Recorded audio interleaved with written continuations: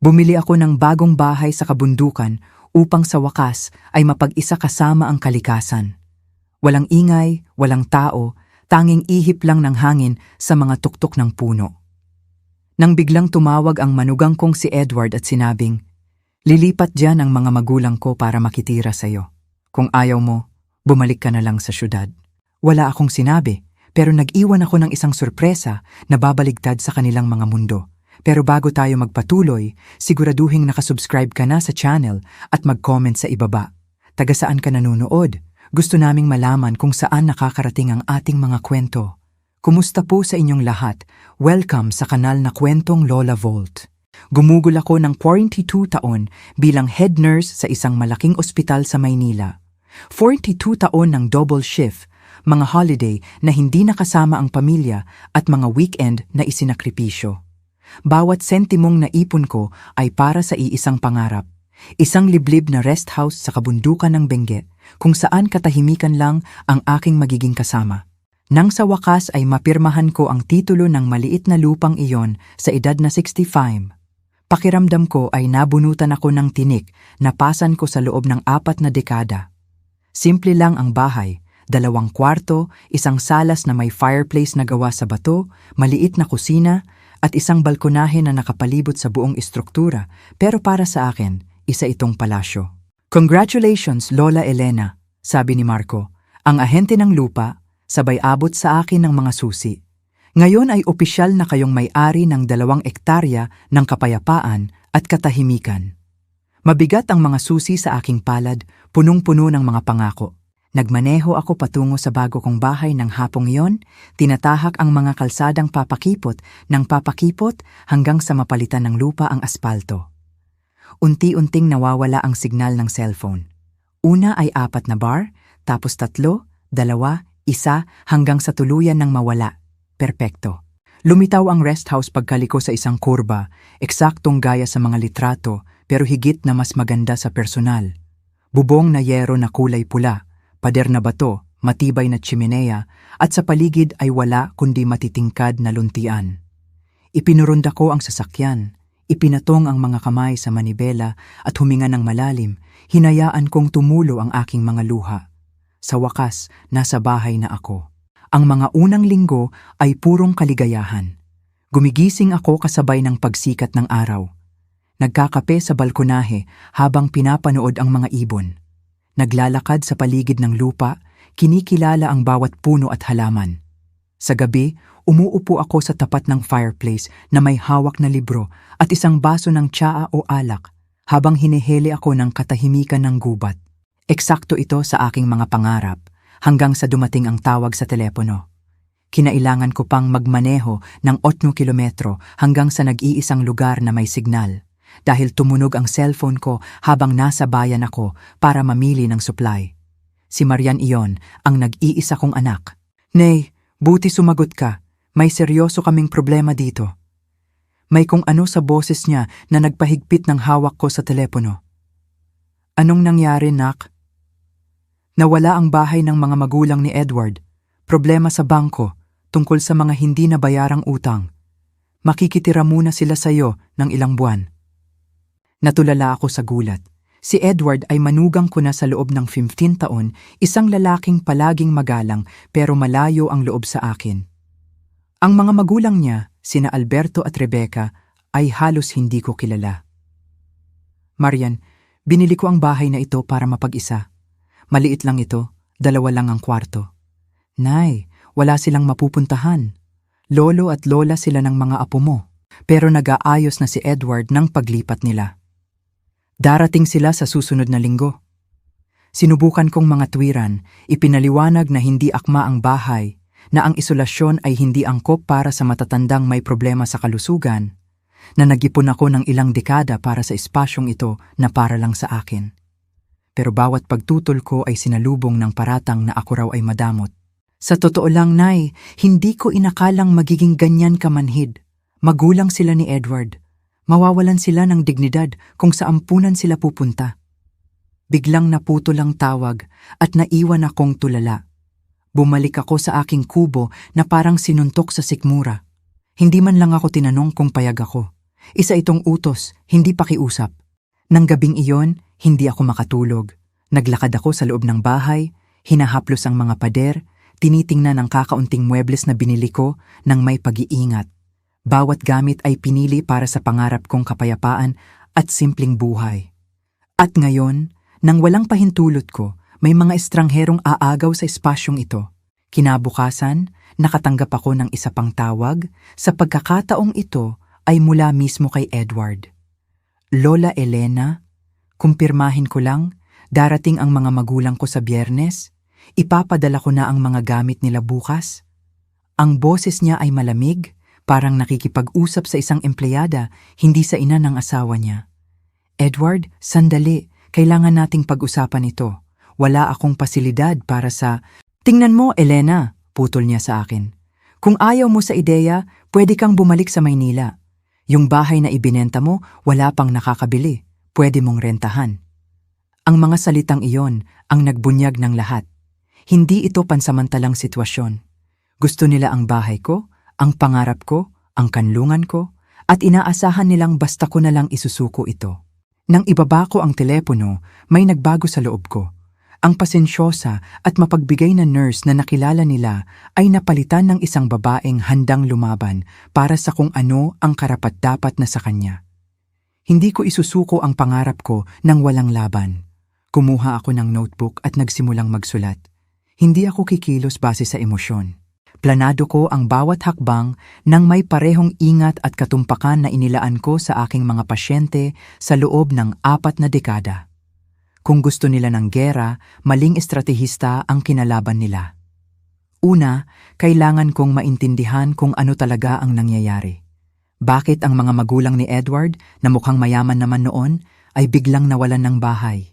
Bakit ang anak ko, na palaging nire-respeto ang kalayaan ko, ay pinipressure ako ng ganito? May higit pa sa kwentong ito na hindi nila sinasabi. Nagmaneho ako papunta sa pinakamalapit na bayan, sa La Trinidad, at pumuwesto sa isang maliit na kapihan na may wifi. Mula doon, gumawa ako ng ilang tawag at pananaliksik. Sa pakikipag-usap sa dati kong kapitbahay sa Maynila, natuklasan ko ang isang bagay na nakakagulat. Elena, hindi mo ba alam? Nawalan ng trabaho si Edward 6 na buwan na ang nakararaan. Ibinenta nila ang isa sa mga sasakyan at huli na sila sa bayad sa kondo. Nagtuturo ng extra classes si Marian para makabawi. Binago ng impormasyong ito ang lahat. Hindi lang ang mga magulang ni Edward ang naghihirap, kundi ang buong pamilya. Ang rest house ko ay hindi hinihingi dahil sa pangangailangan ng mga balay ko, kundi malamang ay bilang asset na pwedeng ibenta o gamiting kolateral sa utang. Tinawagan ko ang dati kong kasamahan na si Attorney Pablo, na ngayon ay abogado na sa real estate. Elena, legally speaking, walang pwedeng pumilit sa'yo na patirahin ang sino man sa property mo, paliwanag niya. Pero komplikado kapag pamilya. Nasa iyo ba ang lahat ng titulo? Nasa akin lahat, Pablo. Ilang dekada akong nag-ipon para sa bahay na ito. Kung gayon, iminumungkahi ko ang 2 bagay. Una, idokumento mo ang anumang komunikasyon tungkol sa isyong ito. Pangalawa, huwag mong iiwanan ang property sa anumang pagkakataon hanggang sa magkausap tayo ng personal. Nagpasalamat ako sa payo at habang ninanamnam ko ang aking kape, isang plano ang nagsimulang mabuo. Hindi ko iiwan ang bahay ko, pero hindi ko rin direktang kukomprontahin ang anak ko o manugang ko. Sa halip, gagawa ako ng sitwasyon kung saan sila mismo ang aayaw. Kinabukasan, bumalik ako sa bayan. Binisita ko ang maliit na veterinaryo at nagpaliwanag ng konti sa aking sitwasyon kay Dr. Reyes, isang mabait na veterinaryo. Dr. Elena, naiintindihan ko ang pag-aalala nyo. Talagang may problema tayo sa mga ahas sa lugar na ito ngayong taon, lalo na ang mga kobra. Ang sobrang init ay naglalapit sa kanila sa mga kabahayan. Lumabas ako ng klinika na may dalang bote ng isang likido na hindi naman nakakalason pero may napakatapang na amoy na ginagamit para pantaboy ng mga reptilya. Bumili rin ako ng ilang pinagbalatan ng ahas na itinabi ng veterinaryo para sa pag-aaral.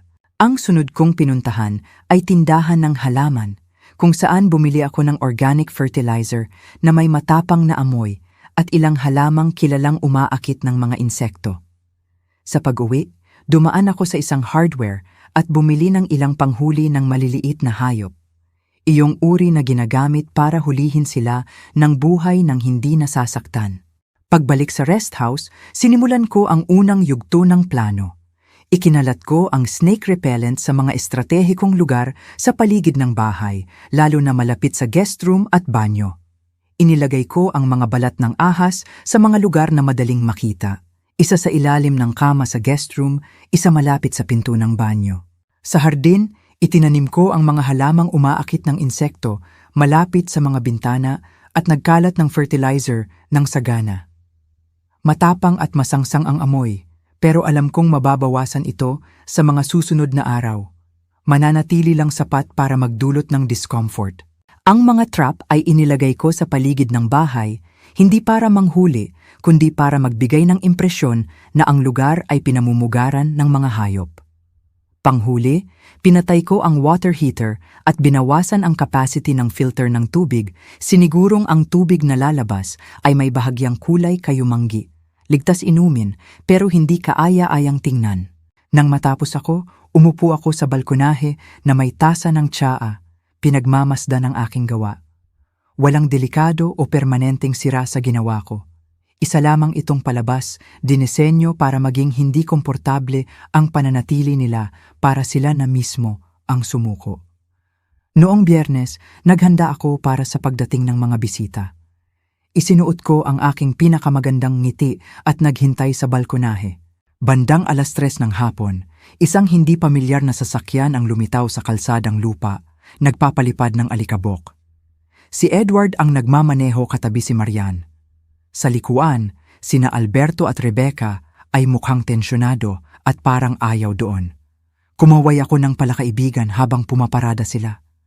Ang anak ko ang unang lumabas at tumakbo para yakapin ako. "Nay, ayos ka lang ba? Mukha kang pagod." "Ayos lang ako, anak," sagot ko habang nakangiti. "Nag-a-adjust lang sa buhay sa probinsya." Lumapit si Edward at ang kanyang mga magulang na may mga ekspresyong naglalaro sa pagitan ng pandidiri at inis. Malinaw na walang sino man sa kanila ang gustong naroon talaga. "Lola Elena," formal na iniabot ni Alberto ang kamay. "Salamat sa pagpapatuloy sa amin." Tumangulang si Rebecca. Ang mga mata niya ay nagmamasid sa kubo na may halong panghuhusga. "Pasok kayo, yaya ko." Nagtimpla ako ng kape. Pagpasok pa lang namin, napansin kong gumagana na ang plano. Agad na nangunot ang ilong ni Rebecca. "Anong amoy yon?"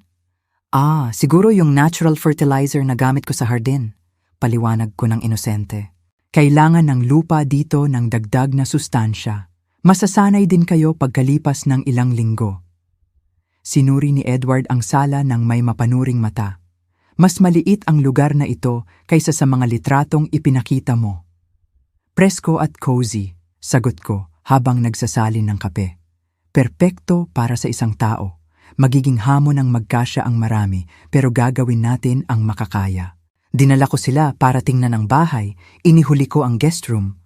Pagbukas ko ng pinto, kinailangan kong pigilan ang aking tawa nang makita ang horrified na mukha ni Rebecca, nang makita ang balat ng ahas na bahagyang nakasilip sa ilalim ng kama. "Ano yan?" sigaw niya sabay atras. "Saan?" tanong ko sabay yuko para tingnan. Isa na naman." "Pasensya na, may problema kami sa mga ahas nitong mga nakaraan. Sabi ng veterinaryo, normal daw sa panahong ito ng taon. Pumapasok sila para maghanap ng init. Pero hindi naman sila nanunuklaw kadalasan." "Kadalasan?"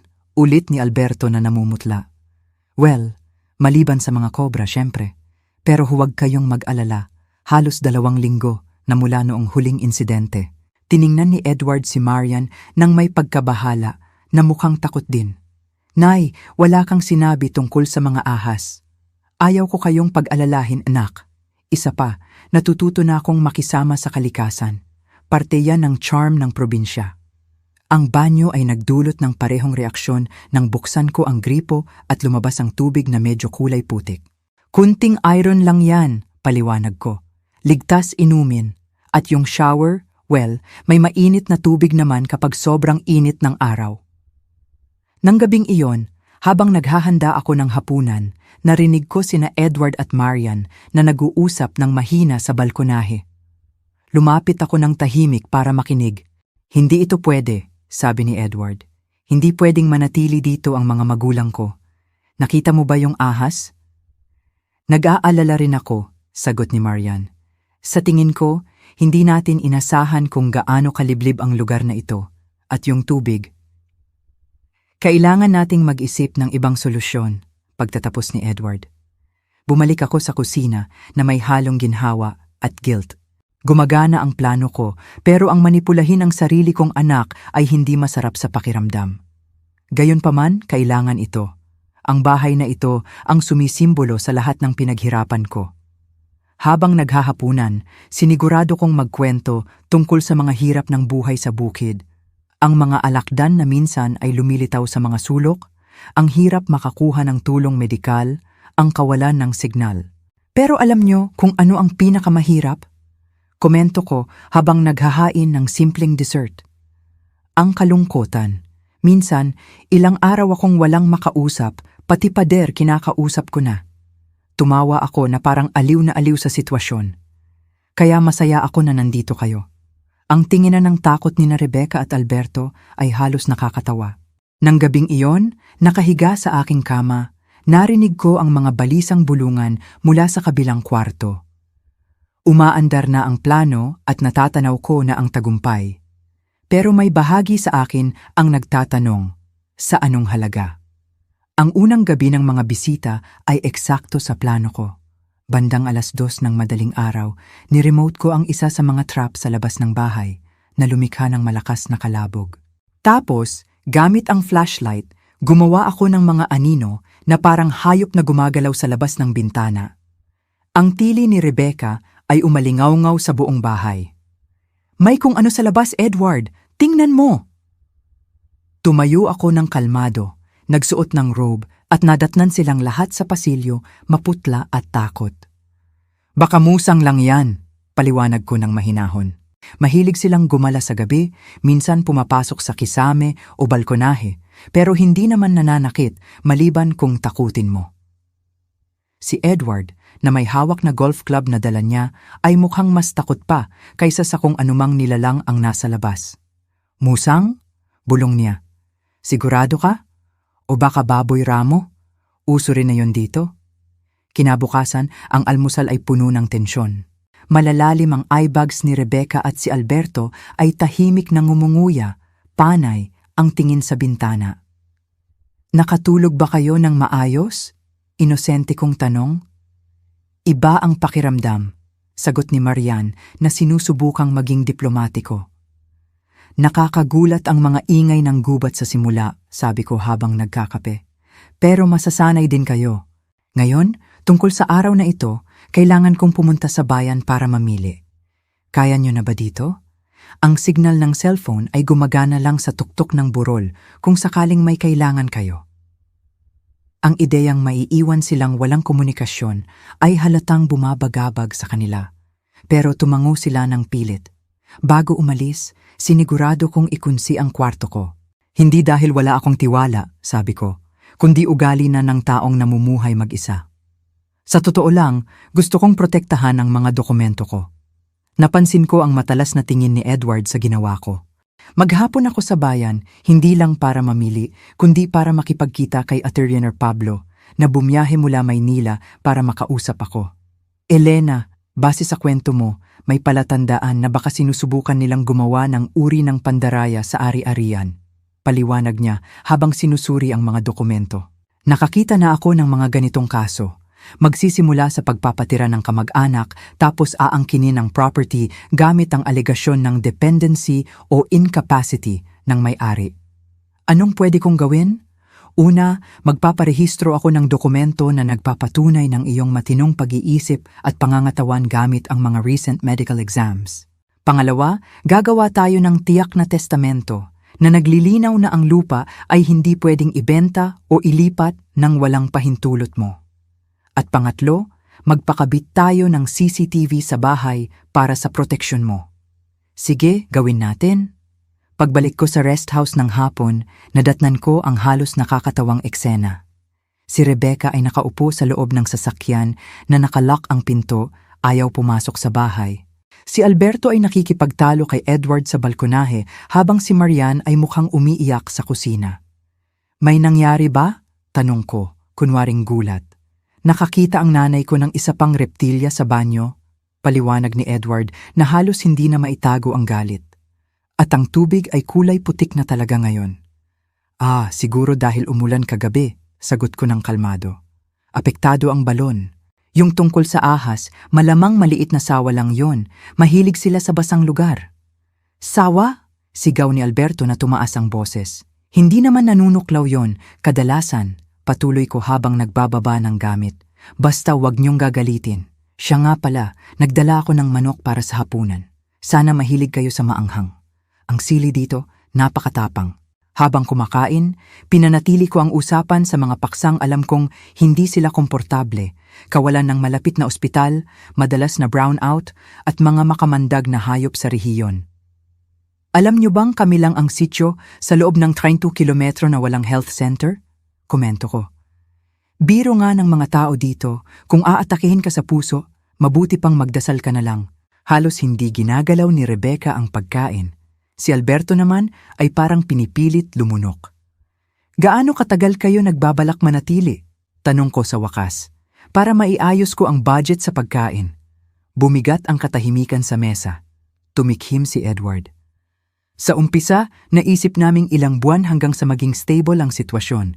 Wonderful, bulalas ko ng may eksaheradong tuwa. Matagal ko nang gustong may kasama. Marami tayong pwedeng gawin. Bukas na bukas, tuturuan ko kayong kilalanin ang mga ligaw na kabute. May mga masasarap, basta hindi nyo mapagkakamalan yung mga nakakalason. Nang gabing iyon, ang tensyon ay kasing kapal ng usok. Habang nagpapahinga ang lahat, sinigurado kong iwanang hindi nakakandado ang main door. Minsan kasi, may mga kapitbahay na kumakatok ng madaling araw para humingi ng tulong, paliwanag ko. Si Mang Jose may diabetes, natulungan ko na 2 beses ngayong buwan. Kinabukasan, maaga akong gumising at nagtimpla ng matapang na kape. Inaayos ko ang mesa nang lumabas si Edward, mukhang kulang na kulang sa tulog. Elena, kailangan nating mag-usap. Sige, Edward, ano yon? Umupo siya, hinihimas ang buhok sa sobrang stress. Sa tingin ko, hindi namin kakayanin ang buhay sa bundok. Hindi maka-adjust ang mga magulang ko. Naiintindihan ko, sagot ko habang nagpapakulo ng tubig. Ang buhay dito ay para sa mga matatapang ang sikmura. Hindi lahat ay kaya ang isolasyon, ang mga ahas, ang mga insekto. Correct, putol niya. Nag-iisip na kami ng ibang options. Pinigil ko ang ngiti ng tagumpay. Sayang naman, masaya pa naman ako na may kasama. Pero naiintindihan ko. Kalusugan at ginhawa nila ang prioridad. Bago pa makasagot si Edward, nagulat kami sa tili mula sa guest room. Tumakbo palabas si Rebecca, nakapajama pa, hawak ang sapatos niya. May malaking gagamba sa sapatos ko, sigaw niya habang nanginginig. Kasing laki ng pinggan. Baka tarantula yan, komento ko ng natural. Mahilig silang sumilong sa sapatos. Hindi naman nakakamatay, pero masakit makagat at mamamaga ng ilang araw. Ang mukha ni Edward ay halu-halo ang takot at desisyon. Tapos na, aalis na kami ngayon din. Lumabas si Marian, mukhang nalilito at balisa. Ngayon? Pero saan pupunta sina Papa? Nag-alinlangan si Edward, halatang hindi pa napag-iisipan iyon. Sinamantala ko ang pagkakataon. Alam nyo, naisip ko lang, simula ko habang nagsasalin ng kape. Nabanggit nyo na hindi pa nabebenta ang bahay ko sa Maynila. Bakit hindi muna yon ang gamitin nyo pansamantala? Mas komportable para sa lahat, malapit sa ospital, malinis ang tubig, walang ahas. Nagkatinginan sina Edward at Marian. Hindi masamang ideya, dahan-dahang sabi ni Marian. Pwede nating ipagpaliban ang pagbebenta ng ilang buwan. Tahimik akong nanood habang ang solusyong itinanim ko sa isip nila ay nagmumukhang sarili nilang ideya. Sa loob ng 2 oras, nakasakay na ulit ang mga maleta sa sasakyan. Si Rebecca ay mukhang bumata sa tuwa na aalis na sa kubo. At si Alberto ay hindi na nag-abalang itago ang kanyang ginhawa. Niyakap ako ni Marian bago umalis. Sorry talaga, Nay. Akala namin magandang solusyon ito. pero nakikita naming hindi pala. Sigurado ka bang okay ka lang dito mag-isa? Nasa paraiso ako, anak, tapat kong sagot. Ang simpleng buhay na ito, ang lahat ng gusto ko. Habang papalayo ang sasakyan sa maalikabok na daan, nakaramdam ako ng matinding ginhawa at kaunting kirot ng guilt. Namanipula ko ang sarili kong pamilya gamit ang mga kasinungalingan at tricks. Pero naipagtanggol ko ang pangarap ko, ang kapirasong langit na pinaghirapan ko ng 42 taon. Pumasok ako sa bahay at nagsimulang ligpitin ang mga bakas ng plano ko. Kinuha ko ang mga balat ng ahas, tinapon ang repellent, nilinis ang filter ng tubig. Habang nagliligpit, may napansin akong naiwan sa kaguluhan. Isang folder sa mesa sa sala. Binuksan ko ito at nanlamig ako. Mga papeles para sa transfer of rights o paglilipat ng titulo ng lupa na may nakalaan ng espasyo para sa pirma ko. Dala na pala ni Edward ang lahat. Handang kumbinsihin o pilitin akong ilipat ang rest house sa pangalan niya at ni Marian. Kinumpirma nito ang pinakamasama kong hinala. Hindi ako praning lang. Talagang balak nilang agawin ang bahay ko. Ang pangangailangan ng mga magulang ni Edward ay dahilan lang para makapasok sila.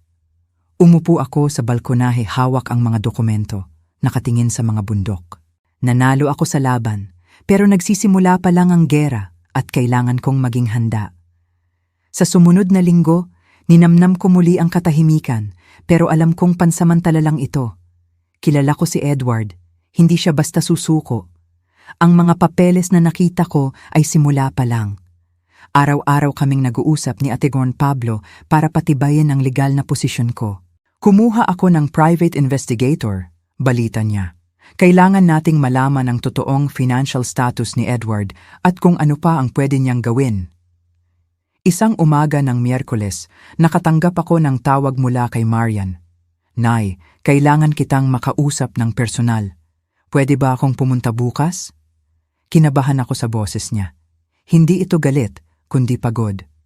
Sige anak, susunduin kita sa terminal. Hindi na, dala ko ang sasakyan. Ako lang mag-isa. Nagulat ako.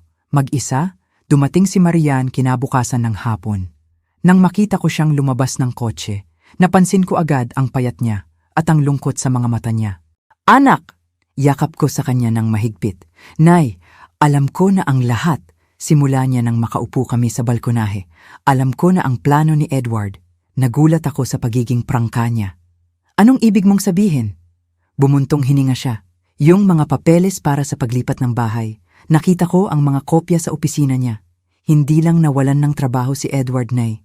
Baon siya sa utang, sugal, risky investments. Ginamit niyang collateral ang bahay namin nang hindi nagpapaalam sa akin. Mawawala na sa amin ang lahat. Nanlumo ako para sa anak ko, pero napatunayan ding tama ang hinala ko. Nakita niya ang rest house mo bilang salbabida, patuloy niya. Balak niyang ilipat ang titulo, ibenta agad, at gamitin ang pera pambayad utang. Gamit ang mga magulang niya bilang dahilan. At hindi ko alam ang tungkol sa pagbebenta. Ang sabi niya, titira lang sila. Patawad, anak. Hindi, Nay. Ako ang patawarin mo. Pinilit kitang isuko ang pangarap mo. Hindi ko dapat ginawa yon. Tumigil siya sandali. Humingi na ako ng divorce. Desperado na si Edward. Nalaman kong pineke niya ang pirma ko sa maraming dokumento. Krimen yan, Marian. Alam ko. At hindi lang yon. May plano pa siya laban sa'yo. Naghahanap siya ng paraan para mapatunayang wala ka na sa katinuan o mentally incapacitated para hawakan ang ari-arian mo. Nanigas ako. Ito na ang sinasabi ni Attorney Pablo. May contact siya sa DSWD or Office of Senior Citizens Affairs, patuloy ni Marian. Gusto niyang ipa-psychiatric evaluation ka ng sapilitan. Sasabihing namumuhay ka sa maruming kondisyon at kumikilos ng kakaiba. Gagamitin niya ang mga ahas, ang tubig, ang pag-iisa mo laban sa'yo. Agad kong tinawagan si Attorney Pablo. Kailangan nating kumilos. Kinabukasan, dumating si Attorney Pablo kasama ang isang doktor at psychologist. Dumaan ako sa full evaluation. Ang resulta, malusog na malusog ako at nasa tamang pag-iisip. Mag-video tayo. Suhestyon ni Pablo. Isang statement mo na nagpapaliwanag kung bakit mo piniling tumira dito. Ginawa namin iyon. Sa video, malinaw kong sinabi na ito ay pinagplanuhan ko ng 42 taon at hindi isang kapritsyo. Bandang hapon, pagkaalis ni Pablo, tumawag si Edward. Elena, kailangan nating mag-usap. May halong banta ang boses niya. Nag-aalala ako sa'yo dyan mag-isa. Hindi ako mag-isa, Edward. Nandito si Marian. Katahimikan. Kasama mo si Marian? Pakausap nga. Inilagay ni Marian sa loudspeaker. Edward, wala na tayong dapat pag-usapan kundi ang divorce. Alam ko na ang plano mo sa bahay ni nanay. Anong plano? Hindi mo naiintindihan, Marian. Papunta na tayo sa pagbagsak. Kailangan ko ng solusyon. Hindi problema ni nanay ang utang mo. Matigas na sagot ni Marian. At isa pa, kung may gagawin kang masama kay nanay, marami akong ebidensya ng pamemeke mo ng pirma. Mag-isip ka. Ibinaba ni Marian ang telepono, nanginginig. Proud ako sa'yo, anak, sabi ko. Pero hindi doon natapos. Kinabukasan, may dumating na sasakyan ng gobyerno. Isang babaeng seryoso ang lumapit. Lola Elena Ramirez, ako po si Vanessa Guzman, social worker mula sa Senior Citizens Affairs. May natanggap kaming report tungkol sa kalagayan nyo. Nagkatinginan kami ni Marian. Itinuloy pa rin ni Edward. Tuloy po kayo, Ma'am Vanessa. Bati ko ng kalmado. Inikot ko si Vanessa sa bahay na napakalinis. Nakita niya ang maayos na mga gamot, pagkain at seguridad. May aligasyon na unfit kayong tumira mag-isa, sabi niya. Galing po ba sa asawa ng anak ko? Tanong ni Marian. Nasa gitna po kami ng hiwalayan at gusto niyang kontrolin ang pera ni nanay. Inabot ko kay Vanessa ang folder na inihanda ni Ati. Pablo, medical records, psychological report at contact ng abogado ko. Namangha si Vanessa. Ngayon lang ako nakakita ng ganito kahandang senior citizen. 42 years ko po itong pinaghandaan, sagot ko. Umalis si Vanessa na kumbinsidong walang katotohanan ang sumbong. Wala akong nakikitang problema dito, Lola Elena. Napaka-organisado nyo. Akala namin tapos na pero nag-text si Ate Don Pablo. Ingat kayo, may utang si Edward sa mga mapanganib na tao, loan sharks. Kumuha ako ng security guard para sa inyo. Dumating si Mang Juan, isang ex-military, para magbantay. At tama nga, makalipas ang 3 araw, may nagtangkang pumasok sa bakuran ng hating gabi. Hindi si Edward, kundi 2 lalaking mukhang maton, mga naniningil ng utang ni Edward na nag-aaset sa bahay ko. Dahil sa takot, kumilos na si Ate Pablo. Ginamit niya ang mga ebidensya ng fraud laban kay Edward para makipagkasundo. Pumayag si Edward sa lahat, balita ni Pablo. Aakuhin niya ang lahat ng utang, isusuko ang karapatan sa bahay sa Maynila at lalayo sa inyo ni Marian, kapalit ng hindi natin pagsasampa ng kaso. Dahil sa takot sa mga pinagkakautangan niya at sa posibleng kulong, sumuko si Edward. Makalipas ang ilang buwan, naging mapayapa na ang lahat. Ibinebenta ni Marian ang bahay sa Maynila at bumili ng maliit na bahay malapit sa akin sa Benguet. Lumipat din ang mga apo kong sina Lia at Bea. Isang gabi, habang nagiinuman kami ng tsaa sa balkonahe, tinanong ako ni Bea, ang bunso kong apo. Lola, alam niyo po ba na ang pinakamatatandang puno ang nagbibigay ng pinakamatamis na prutas? Totoo yan, sagot ko. Parang ikaw po, Lola. Sabi ni Mama, dati daw tahimik ka lang. Ngayon matapang ka na, parang malaking puno na hindi kayang tumbahin. Napaluha ako. Sa pagtatanggol ko sa aking munting bahay, hindi lang ari-arian ang naisalba ko, kundi ang kinabukasan ng aking pamilya. Natutunan naming lahat na ang pagtanda ay hindi kahinaan, kundi panahon ng pag-ani ng karunungan at katapangan. Makalipas ang 2 taon, nakatanggap kami ng sulat mula kay Edward. Nagbago na raw siya, nagtatrabaho ng marangal sa Cebu at unti-unting binabayaran ang mga utang. Pinayagan namin siyang bumisita sa mga bata. Iba na ang aura niya, mapagpakumbaba, at ang lupaing ito, naging villa ng paglaban. Nagtayo kami ng komunidad para sa mga senior citizen na gustong mamuhay ng may dignidad at kalayaan, tulad ko. Kung nagustuhan nyo ang kwentong ito, pakiclick ang subscribe at sabihin sa comments kung aling bahagi ang nagpamangha sa inyo. Huwag kalimutang maging member para sa exclusive videos sa Kwentong Lola Vault. Hihintayin ko kayo doon.